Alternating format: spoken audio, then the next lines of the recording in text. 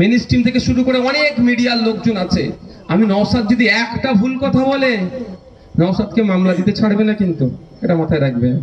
ওই কোন অফিসারকে আমি একবার বলেছিলাম না যে আপনি দালাল, খুব গায়ে লেগেছে, আমার নামে মামলা পাঠিয়েছে। আমি তোর মামলা তুই রাখ, পারলে আমাকে অ্যারেস্ট করে দেখা। বুঝতে পেরেছো?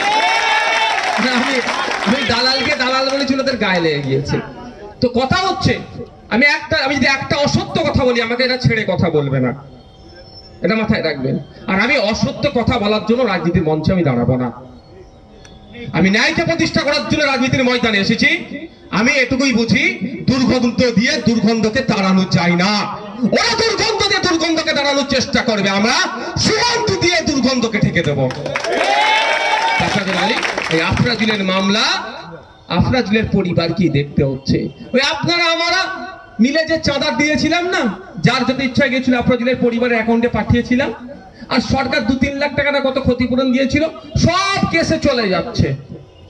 আজকে মামলা কি হচ্ছে কেউ জানি না আমরা, কিন্তু আফরাজুলের পরিবার সঠিকভাবে জানে না। হয়তো পড়াশোনায় কম, খোঁজ নিয়ে দেখুন, প্রতিটা স্টেট নয়, প্রতিটা পাড়া থেকে শুরু করে দেশের পর্যন্ত, সুপ্রিম কোর্ট পর্যন্ত সরকারকে আমরা যদি উকিল চাই সরকারকে দিতে বাধ্য। আমার আফরাজুলের পরিবার যদি এটা জানতো, নিজের টাকা খরচ করে উকিল লাগাতে হতো না। শুধু উকিল নয়, যাতায়াত থেকে শুরু করে সবটাই খরচ হয়ে যাচ্ছে, তাহলে ওখান থেকে আমরা সরকারের উকিল পেতাম। কিন্তু দুর্ভাগ্যের বিষয়, ঠিকঠাক আমরা পাচ্ছি না, বা সহযোগিতা রাজ্য সরকার করছে না। আমার এই এত কিছু বলার কারণটা হচ্ছে, দেখুন, যদি আমরা উচ্চশিক্ষায় শিক্ষিত না হতে পারি, আপনাদেরকে বলে রাখছি যে আমরা হতাশার মধ্যে দিয়ে আজকে চলছি, আগামী দিনে আরো বেশি হতাশার মধ্যে আমরা আবদ্ধ হয়ে যাব। তাই অনুরোধ করছি আপনাদেরকে, এখানে দাঁড়িয়ে বলছি, শুধু মাদ্রাসা নির্বাচন বলে বলছি না, ভালো লাগলে ভোট দেবেন, না লাগলে দেবেন না, আমি আপনাদেরকে জবাবদিহি করবো না বা কিছুই বলবো না। শুধু এতটুকুই অনুরোধ, আপনাদের ছেলেগুলোকে উচ্চশিক্ষায় শিক্ষিত করুন। এই আমডাঙ্গার বুকে দাঁড়িয়ে আমি বলে যাচ্ছি, আগামী দিনে কোনো কারো ছেলে না অর্থের অভাবে পড়াশোনা বন্ধ হয়ে যায়।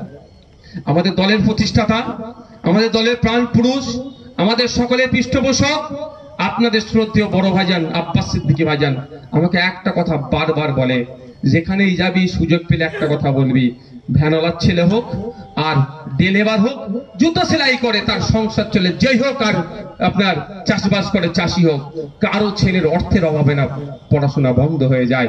যদি মনে হয় আপনার ছেলের মেধা আছে, আপনার ছেলের অর্থের অভাবে আপনি পড়াতে পারছেন না, নির্দ্বিধায় আপনারা আমাদের আইএসএফ এর নেতৃত্বদের সাথে যোগাযোগ করবেন।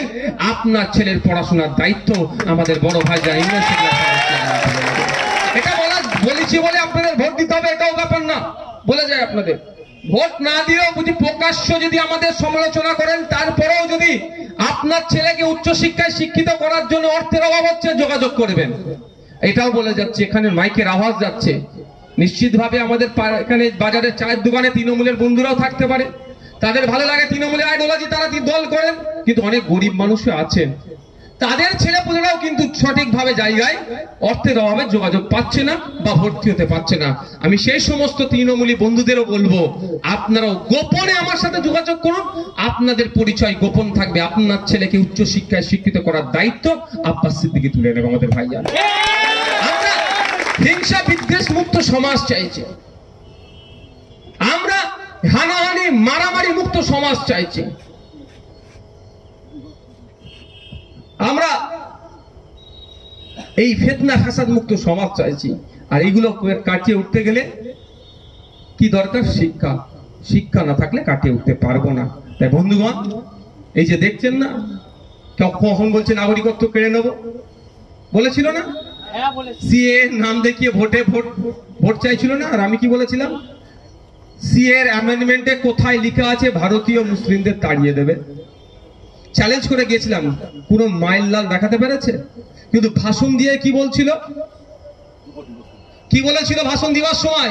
বিজেপি এসে ঘা করছে আর তৃণমূল এসে মলম লাগাচ্ছে। ওই নামটা কি? বিজেপির যে প্রার্থী হয়েছিল এখানকার, বারাকপুরের, কোন দলে কখন থাকে বোঝা মুশকিল, কোন দলে কখন থাকে বোঝা মুশকিল। সকালে তৃণমূল, ব্রেকফাস্ট করছে তৃণমূল, আর ডিনার করছে বিজেপি হয়ে, মধ্যখানে তো অনেক পার করে দিচ্ছে।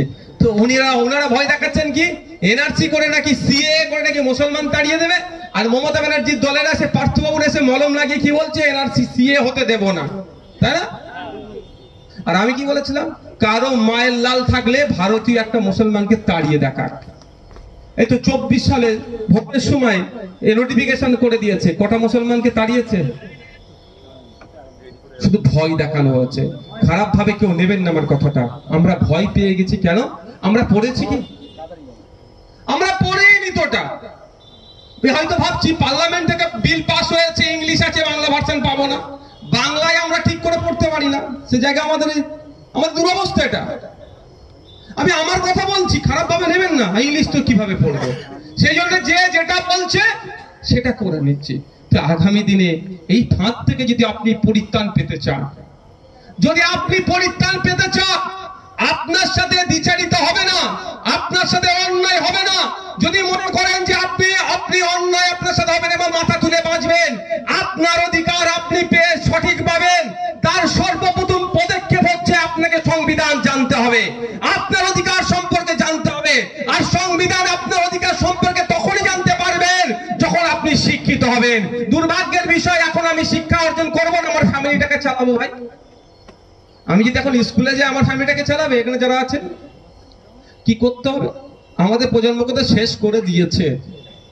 আমরা যেভাবে সমস্যার সম্মুখীন হচ্ছি, আমাদের পরের প্রজন্ম না হয় তার জন্য কি করতে হবে?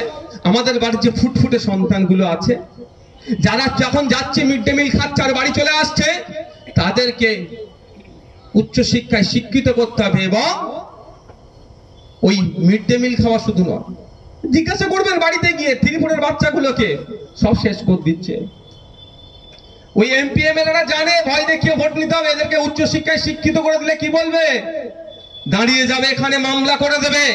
হাইওয়ে, ন্যাশনাল হাইওয়ে অথরিটির যে অ্যাক্ট আছে, সেই অ্যাক্ট অনুযায়ী ক্ষতিপূরণ পাচ্ছে নামডাঙ্গার মানুষেরা। যার বাড়ির বাপের সন্তানকে উচ্চ শিক্ষায় শিক্ষিত করবে, সেই ছেলে গিয়ে হাইকোর্টে মামলা ঠুকে দেবে যে না, হবে না। নদিয়া জেলায় 1 কাঠা জায়গার জন্য 7 লাখ টাকা 8 লাখ টাকা ক্ষতিপূরণ পাচ্ছে। আর এই উত্তর 24 পরগনায় আমডাঙ্গাতে রাস্তা হাইওয়ে সম্প্রসারণের জন্য মাত্র কারো 10 শতক 12 শতক জায়গায় 25,000 টাকা হাতে বুঝে দিচ্ছে। কেন? তাহলে মামলা করে দেবে তো। তাহলে এটা আর খাওয়া হবে? বুঝতে পারছেন না কেন অশিক্ষিত করে রাখছে আপনাকে আমাকে? কেন হাতে বোমগুলি পিস্তল তুলে দিচ্ছে?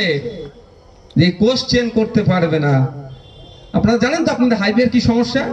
কাজ শুরু হয়েছে না এখন হয়নি? হচ্ছে, কাউকে ধমকি চুমকি দিয়ে হয়তো হচ্ছে। নদিয়া জেলায় পাশেই তো আপনাদের নদিয়া 1 কাঠা জায়গা ক্ষতিপূরণী বাবদ কেউ 7 লাখ 8 লাখ টাকা পেয়েছে। আর আপনার এলাকার আমডাঙ্গার কথা শুধু যদি বলি, 10 কাঠা জায়গা তো কারো 25,000 35,000 হাতে ধরে দিয়ে ভয় দেখাচ্ছে। কেন? ওই national highway authority of India বলে দিয়েছে নাকি নদিয়াকে এত পাবে আর আমডাঙ্গা এত কম পাবে? ওইটা বলে দেয়নি তো। একটা অর্ডার পাস করিয়ে দিয়েছে, আরবান এরিয়ায় এটা হবে আর রুরাল এরিয়ায় এটা হবে ক্ষতিপূরণ। তাহলে ওরা যদি ওইটা পায়, আপনারা কেন পাবেন না? তাহলে লুট দিয়ে যাচ্ছে মধ্যখান থেকে। এই লুটটা ধরবে কে? আপনি, আমি ধরবো। আপনার আমার হাত থেকে অনেক আগে পেন কেড়ে নিয়েছে। আপনি যদি মনে করেন আপনার সাথে যে অন্যায় হচ্ছে এটা বন্ধ হওয়া দরকার, তাহলে আপনি আর পেন তুলে কিচ্ছু লাভ হবে না। খারাপ ভাবে নেবেন না। ও পেন তুলে শুধু সময় নষ্ট হবে। এটা কেউ যদি কিছু আমার সাথে কেউ ডিবেটে আসে, আমি বলবো হ্যাঁ ডিবেটে আসুন। অনেকে বলবে অ্যাডাল্ট এডুকেশন আছে, সিনিয়রদেরও পড়ানোর ব্যবস্থা আছে।